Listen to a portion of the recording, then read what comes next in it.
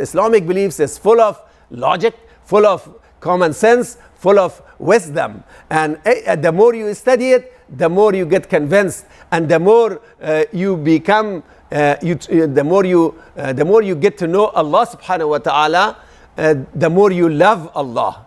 The more you get to know Allah, the more you trust Allah. And then based on this love and trust, then you submit to Allah. Say, Ya Allah, I know that whatever you say, whatever you ask me to do, it is for my own benefit. Whatever you tell me not to do, I know that it is you're saving me from harms. So I better listen to you. And that's the submission. When you say, Ya Allah, I'm ready to listen to you. I'm ready to obey you. That is submission. So submission comes as a result of what? As a result of love of Allah and trust of Allah. Because we know that for everything that He asks us, there are tens and hundreds and thousands of reasons, tens and thousands of benefits, and all kinds of wisdom behind it. So when you develop this trust, then you submit to Allah. And submission is Islam. And once you submit to Allah, then you just obey. Just like we submit to many other things in daily life. We go to mechanics, and the mechanics say, this car has this kind of problem and that kind of problem. A lot of times we don't know if they're really saying the truth or not. We say, that's fine, I'll pay, just tell me how much I should pay you, just fix it, right? Because we trust them and we accept that. Or we go to the doctor says, you have this kind of disease or that kind of this, and you have to take this medicine. Okay, I accept.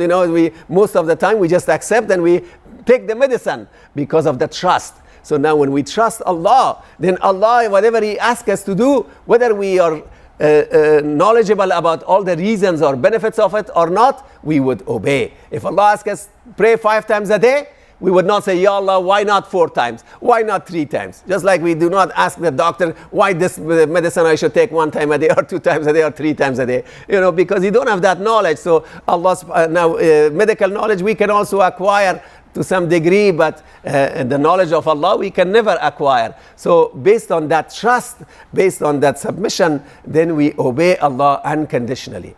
And a lot of times we would not know the reasons of the obedience until we have obeyed. So no matter how much people explain to you that, oh, prayer is so good, salat is so good, you don't get it unless you start praying. Once you start praying, say, wow, I wish I had started earlier. I wish I had not waited so much. Then you see all the benefits. Why?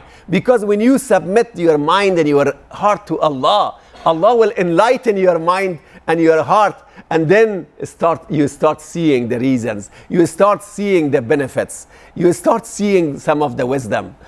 So this is very important phenomena that we have to trust Allah and obey Allah. And after obedience, the reasons become more clear.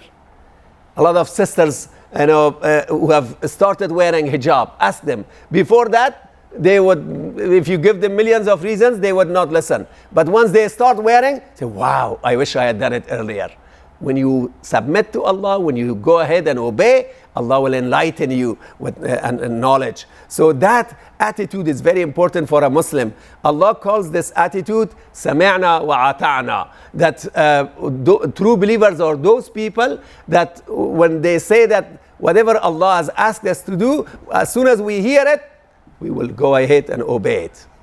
As soon as we know that the Prophet ﷺ has told us anything, as long as it is authentic hadith, as long as it's the correct understanding of hadith, the correct understanding of the Quran, I will go ahead and obey it, because I'm sure there are a lot of reasons and benefits. And as I obey, then I'll see much more reasons and benefits. This will give us the courage and confidence in the message of Allah, and we will proceed towards Allah exponentially like this. We will get closer to Him like this. If we trust Allah and we start obeying whatever He asks us to do, and whatever He says, do not do it.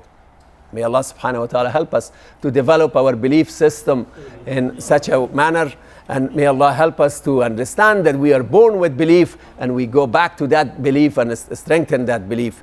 May Allah help all of us to help others in terms of their beliefs, especially our beloved youth. Ameen ya Rabbal Alameen. Wa aqulu qawli hadha wa astaghfirullah.